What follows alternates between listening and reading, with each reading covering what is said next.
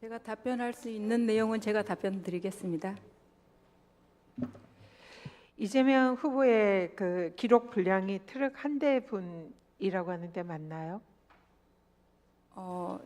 종이 기록으로 200책이 넘는 것으로만 알고 있습니다. 그건 직접 보지 못했군요. 네, 네, 약 7만여 페이지에 달하는 종이 기록이라고 합니다.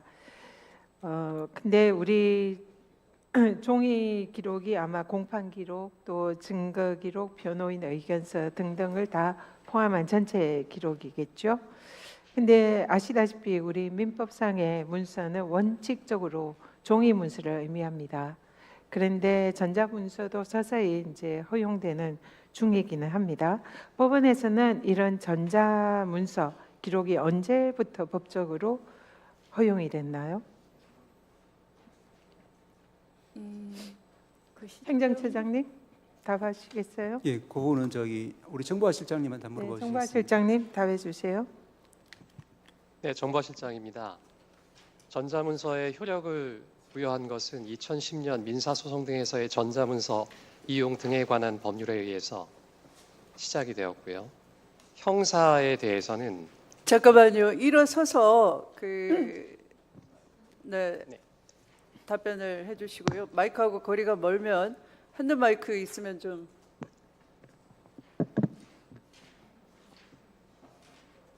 네, 정보화 실장입니다. 정보화 실장 원호신입니다.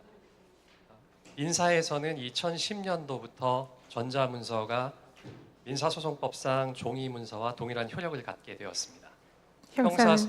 형사소송에서는 2025년 10월 10일부터 수사가 개시되는 사건부터 네, 전자문서로서의 효력이 있습니다. 알겠습니다. 감사합니다. 형사소송, 형사기록의 경우에는 올해 10월부터 형사소송 규칙이 개정이 돼서 전자문서가 법적 효력이 있는 문서로 법원에서 사용되는 걸로 알고 있습니다. 그러면 이 사건의 법적 효력 있는 문서는 법원 예규의 규칙에 의해서도 종이 기록입니다.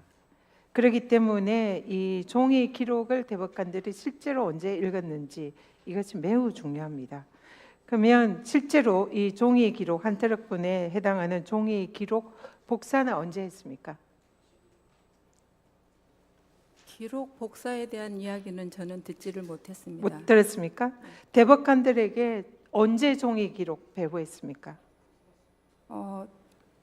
대법관님들에게 종이 기록을 그러니까 이 사건의 기록은 3월 28일 접수되었고 그게 금요일 지금 제가 얘기했지만 법적 효력이 있는 문서는 종이 기록입니다. 당시에 대법관님들에게 언제 배부되었는지 여부는 그걸 저는 모릅니다. 지금 재판부 국장님 모른다고 그래서 아까 제가 실무자를 배석을 시키라고 했는데요. 일단은 지금 전혀 모른다. 그럼 대법관들에게 종이 기록을 실제로 배부한 직원이 있을 거 아닙니까? 이 기록은 처음에 연구관님실로 갔고 그 이후에 기록이 어떻게 이동되었는지는 그런 걸 당연히 챙겨야죠. 지금 법적인 효력이 있는 기록은 종이 기록입니다. 그래서 통상은 대법원에 변호인 의견서가 도달하면 소부에 배당이 되고 그때부터 법관들이 기록을 읽는 게 통상의 예죠. 통상 그렇죠? 그러면 이 사건의 경우에는 전압 회부가 22일이기 때문에 그때부터 공식적으로 대법관들이 종이 기록을 읽을 수가 있습니다. 그 전까지는 종이 기록을 다 대법관들에게 7만여 쪽에 해당하는 기록을 다 우리 재판국에서 직원들이 다 교부를 해야 되는 상황입니다. 하셨나요? 하셨는지 안 하셨는지 말씀하세요. 그 이야기는 듣지를 못했습니다. 못 들었다. 그러면 완전히 법을 지키지 않은 건데요.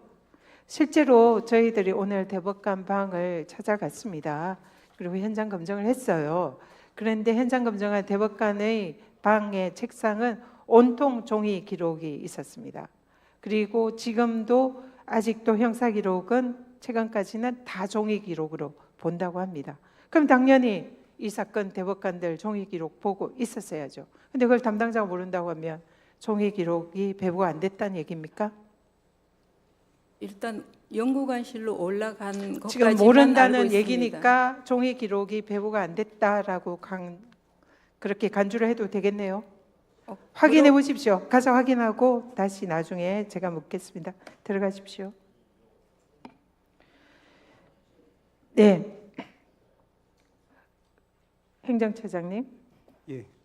지금 대법원 주장이 전압에 해부되자마자 기록을 읽었다라고 주장을 합니다.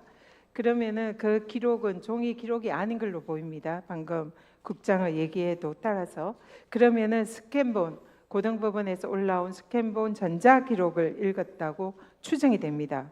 스캔본 기록은 아까 정부와 실장도 얘기했지만 올해 10월부터 형사소송 규칙이 개정되면서 법적 효력이 있는 문서가 됐습니다. 그렇기 때문에 법적 효력이 없는 스캔본 기록을 설령 전압 해부 당시부터 읽었다 하더라도 그것은 법적 효력 없는 문서를 읽은 것이고 그것은 불법이다 이렇게 봅니다. 그래서 이런 불법적인 스캔 기록을 대법에 해부되자마자 누가 그것을 대법관들에게 읽으라고 지시했느냐? 누가 했다고 생각하세요? 한 가지만 먼저 말씀을 좀 드리겠습니다. 제가 묻는 것만 답하시고 그 다음에 말씀하십시오. 제가 보기에는 그 지시를 할 수 있는 사람은 조희대 대법원장밖에 없습니다. 재판에 대법원에 소송 기록이 접수되자마자 전압 해부도 되기 전에 이미 대법관들에게 스캔본 기록을 만약에 법원 판결문이 사실로 믿는다 하더라도 읽은 것은 스캔본 기록입니다. 그거는 종이 기록이 아니기 때문에 불법이고요. 그러한 불법적인 지시를 한 조희대 대법원장은 만약에 이것이 사실이라면 직권남용이다 이렇게 생각합니다. 어떻게 생각하세요? 예, 지난번에도 잠깐 말씀을 드렸지만 이제 상고 사건을 저희들이 볼 때는 이제 연구관들과 유기적 일체도 봅니다. 그래서 제일 검토하는 순서는 첫째는 이제 1심 판결, 2심 판결을 검토하면은 거기서 이제 어떤 것이 이제 법률적 쟁점인지가 나오고 그 다음에 이제 상고 이어서는 대체로 1심, 2심에서 다투었던 쟁점에 대해서 다시 다투고 있습니다. 그 상고 사건 기록 검토의 첫 번째는 1심, 2심 판결 검토부터 시작됩니다. 그리고 그 나머지 제가 그걸 질문을 드린 게 아니죠. 이 왜 종이 기록이 언제 대법관들에게 배부가 됐는지 복사가 됐는지 근데 복사한 적이 없다라고 얘기를 하니까 종이 기록 자체가 대법관들에게 이 사안은 배부가 안 된 걸로 추정이 됩니다. 그렇다면 왜 이런 불법적인 스캔본 기록을 전압에 해부도 되기 전에 조희대 대법원장이 지시를 했는지 그렇다면 이거는 직권남용 아닌지 이것을 질문을 드리는 예, 그래서 겁니다. 종이 기록의 경우를 전제로 하더라도 그것은 이제 필요한 범위 내에서 저기 이제 1심, 2심 그리고 나중에 이제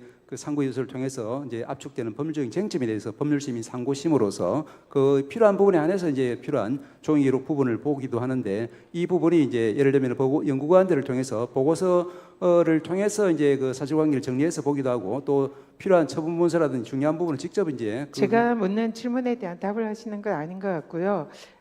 대법원에 아까 사무국이랑 한번 가서 살펴보십시오. 종이 기록을 언제 대법관들에게 배부했는지를 확인을 해서 다시 저에게 나중에 질의에 말씀 주시기 바랍니다. 이상입니다.